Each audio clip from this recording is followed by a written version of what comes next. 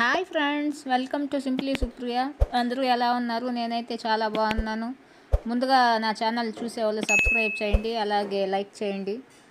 ఈరోజు వీడియో ఏంటంటే mutton curry చేస్తున్నాను. 1/2 kg మటన్ అయితే ఈరోజు కర్రీ చేస్తున్నాను. మటన్ ఎలా చేయాలో చూద్దాం రండి. నేనైతే ముందుగానే కడాయి పెట్టి అందులో ఆయిల్ పోసి బాగా హీట్ చేస్తున్నాను. తర్వాత అయితే 4 లవంగాలు, దాల్చిన చెక్క వేసి బాగా ఫ్రై చేస్తున్నానండి.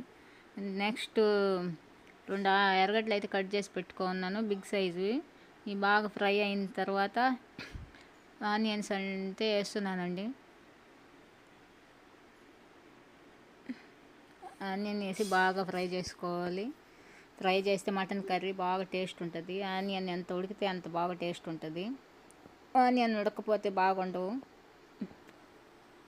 ఒక 5 నిమిషాల వరకు అయితే బాగా ఫ్రై చేసుకోవాలండి.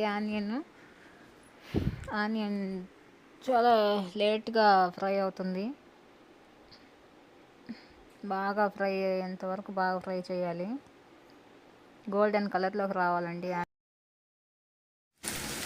ఆనియన్స్ కొంచెం ఫ్రై అయిన తర్వాత అయితే సాల్ట్ అయితే వేస్తున్నానండి. నేను సాల్ట్ వేసిన తర్వాత బాగా మెత్తగా ఉడికిపోతాయండి. కర్రీ అయితే చాలా టేస్ట్గా వస్తుంది. ఫ్రై చేస్తున్నానండి. నెక్స్ట్ బాగా ఫ్రై అయిన తర్వాత అల్లం వెల్లుల్లి అయితే తీసుకుంటాను. కొంచెం ఫ్రై అవ్వాలండి, దగ్గరకు వస్తున్నాయి. కట్ చేయమంటే కట్ చేస్తా. ఆనియన్ అయితే బాగా ఫ్రై అయిపోయాయండి. తర్వాత వచ్చి 2 స్పూన్లు అల్లం వెల్లుల్లి పేస్ట్ అయితే వేస్తున్నాను. అది వేసి బాగా ఫ్రై అవ్వాలి, ఆ పచ్చి వాసన అంతా పోయేంత వరకు.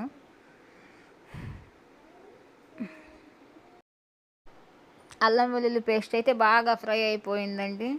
తర్వాత వచ్చి 2 బిగ్ సైజ్ టమాటాలు కట్ చేసి పెట్టి అందులో వేసాను. బాగా మెత్తగా ఉడకాలి.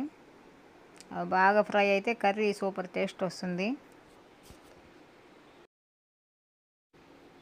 కొంచెం అయితే ఉడికేయండి. తర్వాత 1 స్పూన్ పసుపు, అలాగే 1 స్పూన్ ధనియాల పౌడర్ అయితే వేస్తున్నాను. అవి వేసిన తర్వాత బాగా 5 నిమిషాలు అయితే బాగా ఫ్రై చేయండి. బాగా ఫ్రై అయిన తర్వాత ఆ తర్వాత 1 స్పూన్ అయితే కారం వేస్తున్నానండి నేను.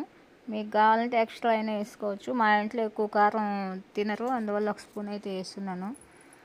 కారం వేసిన తర్వాత బాగా అయితే కలపండి. దగ్గరకు వచ్చిందండి గ్రేవీ. ఇలా దగ్గరకు వచ్చిన తర్వాత కొంచెం అయితే ఫ్రై చేయండి. ఓకే అండి, మెత్తగా అయితే ఉడికిపోయాయి టమోటాలు. నేనైతే ముందుగానే ఉప్పు పోసి మటన్ అయితే ఉడికించుకున్నానండి. ఉడికించిన మటన్ అయితే అందులో వేసాను.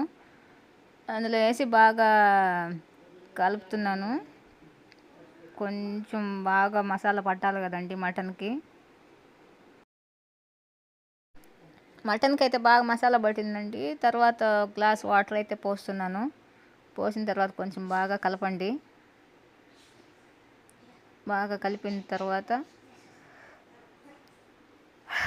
మూత అయితే పెడుతున్నానండి. మూత తీసి అయితే చూశాను, మటన్ అయితే కొంచెం దగ్గరకు వచ్చేసిందండి.